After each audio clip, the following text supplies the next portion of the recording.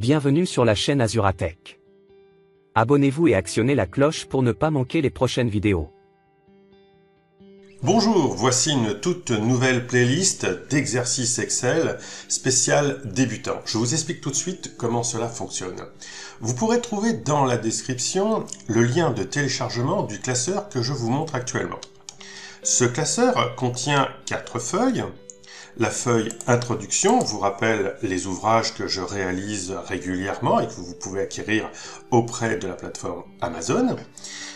Vous avez une feuille Début, c'est votre point de départ, donc je vous donne un exercice à réaliser. Voici ce que je vous donne pour commencer. Puis vous avez une feuille qui s'appelle Fin, c'est le résultat que je veux obtenir en finalité. Puis vous avez une feuille qui s'appelle Pour travailler, qui est exactement la copie de la feuille Début.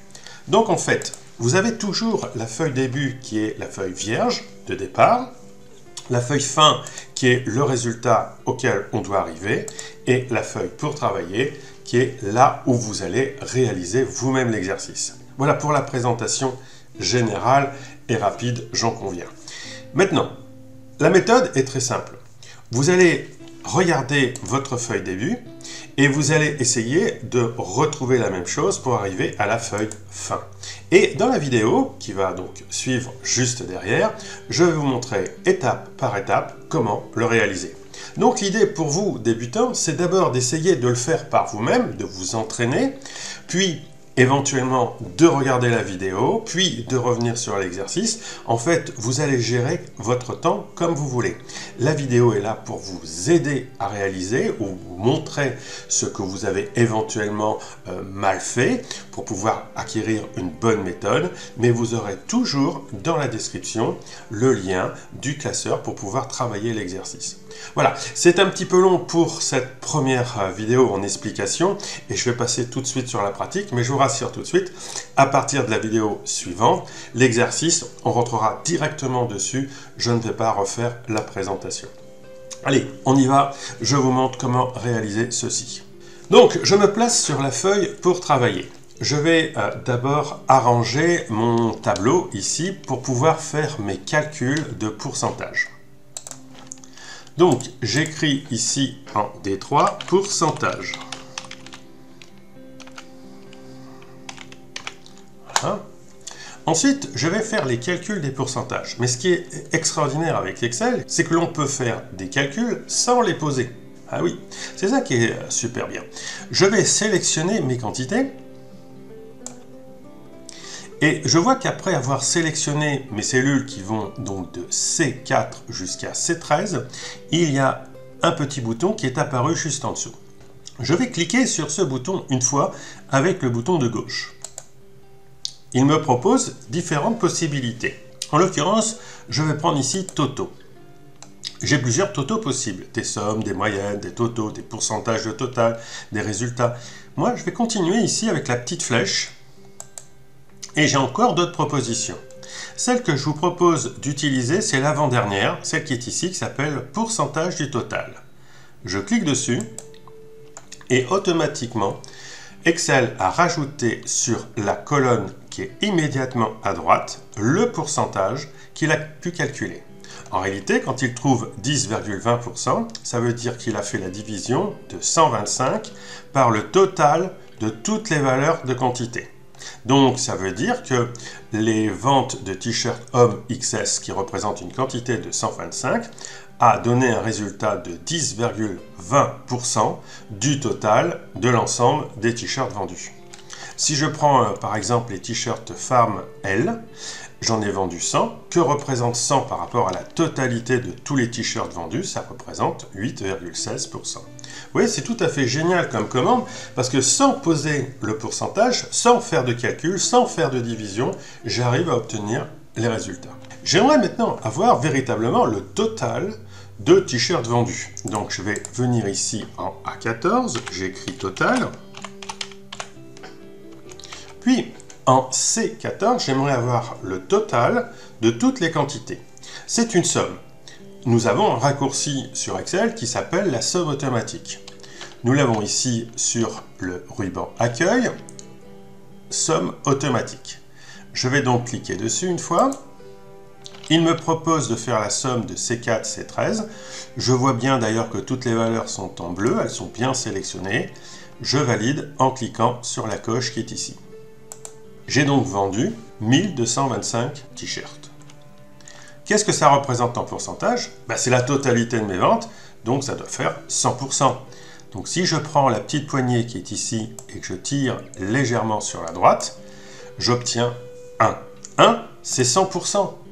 La preuve, si je me place sur cette cellule ici, D14, et que j'appuie sur le bouton pourcentage qui est sur le ruban, j'obtiens bien 100%. Donc 1225 représente bien 100% des ventes. Voilà, j'ai donc réalisé mes sommes. Maintenant, j'aimerais savoir quels sont les produits que j'ai le plus vendus, le moins vendus ou qui sont dans la moyenne. Ceci se fait avec une mise en forme conditionnelle. Pour cela, je vais sélectionner uniquement les quantités. Ici, donc de C4 jusqu'à C13. Je ne prends pas le total. Donc C4, C13. Je vais sélectionner la commande mise en forme conditionnelle. J'ouvre la petite flèche. Je sélectionne les jeux d'icônes. J'ai plusieurs possibilités avec des couleurs. Je vais prendre juste les formes ici, vert, jaune, orange. Je clique.